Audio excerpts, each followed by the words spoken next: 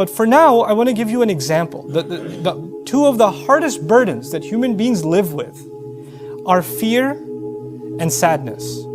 Fear and grief. Those are the two heaviest burdens that human beings live with in this life. As a matter of fact, when Allah sent Adam alayhi salam to the earth, He told him that when He gives His guidance, فَمَنْ تَبِعَ هُدَايَ فَلَا خَوْفٌ عَلَيْهِمْ وَلَا هُمْ يَحْزَنُونَ.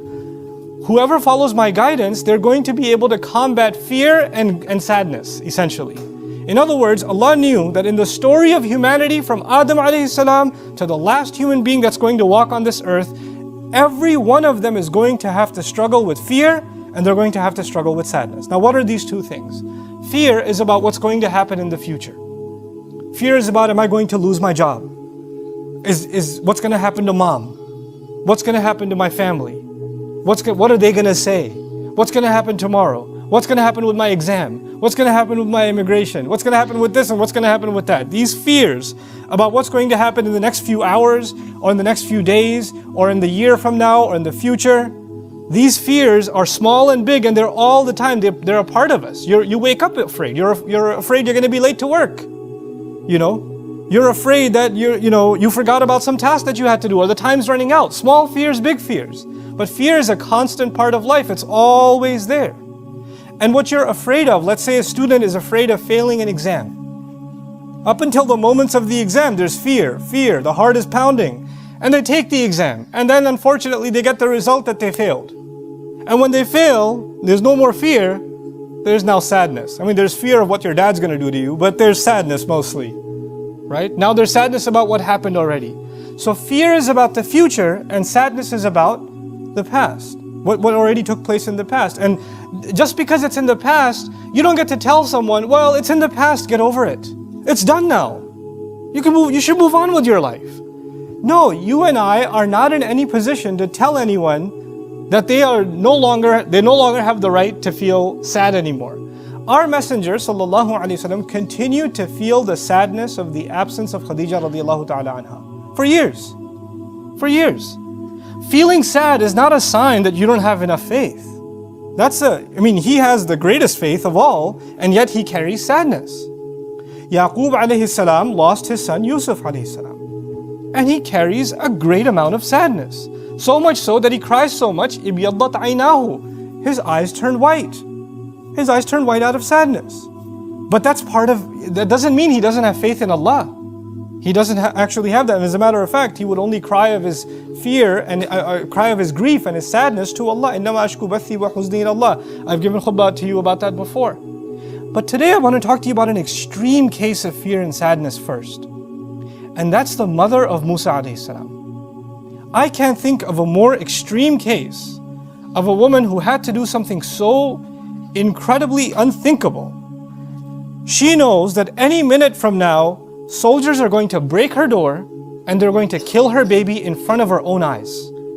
For a mother to imagine the murder of her own newborn baby, unthinkable. And the only idea she had that Allah put in her is you need to put your child in a basket and put that basket, alqihi fil yam, throw it into the river. It's not even nicely, gently put it into the river. Ilqa is to throw. Now when you throw something in a river, the river is moving water. When you throw something in a river, it can flip. It's also the case that a basket may not necessarily float. It may get water inside. It may hit a rock. There are animals inside the water. There are all kinds of things. As a matter of fact, when I used to teach the story a long time ago, I used to give the example, when you see a child go even 2 feet near a swimming pool, not even the deep end, the shallow end, a mother will go crazy. She'll drop everything and push people out of the way and grab her baby. There are women that give their babies a bath, in the tub, and they put the water this little. And the baby's like, come on, no, too dangerous. This much is you'll drown. I can't even fit my head in. No, not gonna let you. There's a fear. And this mother has to take her newborn. He can't even crawl yet. He can't even do that yet. And she has to throw this thing into the water. Can you imagine the kind of fear this woman has in her heart when she does that? And when she does that, she can't even look at it. and can't even cry and scream, my baby, my baby. She can't do that, because if she does that, the soldiers will know one survived and they'll go after him and kill him. So she has to not even be, even if she looks, she has to look from the side. And then this water is not standing still, it's moving. So this basket is slipping away from her sight to the point where she doesn't even know what happened to it. She has no idea what's happened to it. And now she's living with this incredible, overwhelming sadness. What have I just done?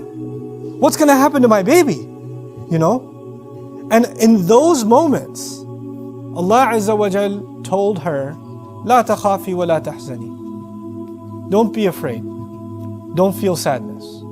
And even though she still felt afraid, and she still felt sadness, what we're learning in these ayat is Allah will help you overcome not being drowned by fear and not being drowned by sadness.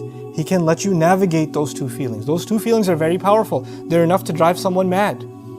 They're enough to drive someone to the point where they don't want to live anymore. It can be that powerful. And yet Allah can give you the strength to overcome what you and I don't have the strength to overcome. This mother, like no other mother, could stand doing that and survive. So Allah says, وَأَصْبَحَ فُؤَادُ أُمِّ مُوسَى فَارِغًا. Musa's mother's heart was, you can think of the imagery as it was bleeding out. It was emptying out. It's like her heart was exploding. إِن كَادَتْ لَتُبْدِي بِهِ. She was on the verge of just screaming out, that's my baby, I want my baby back. She was on the very verge of it. She couldn't hold it in. لَوْلَا أَرَّبَطْنَا عَلَىٰ قَلْبِهَا. Had we not tied her heart up, like literally something's about to shatter and leak, and Allah says He, like a rope, tied it up and held it in place. What are we learning? We're actually learning that you and I are not capable of controlling our emotions until Allah gives us the strength to do so. The situation didn't change.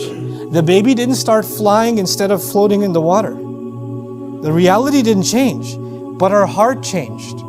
Her heart was strengthened by divine intervention from Allah Himself. لَوْلَا أَرَّبَطْنَا عَلَىٰ قَلْبِهَا. And she's not a prophet. What we're learning in these ayat is that Allah will give you and me a strength to our hearts that we'll be able to overcome the most powerful fear and the most powerful sadness, the deepest kind of sadness. He'll make us strong enough, not that those things will go away, but you'll be strong enough to go through it. You won't collapse. Your heart won't fall apart. And He says all of this, لِتَكُونَ مِنَ الْمُؤْمِنِينَ, so she may be from those who truly believe. She could truly hold on to faith.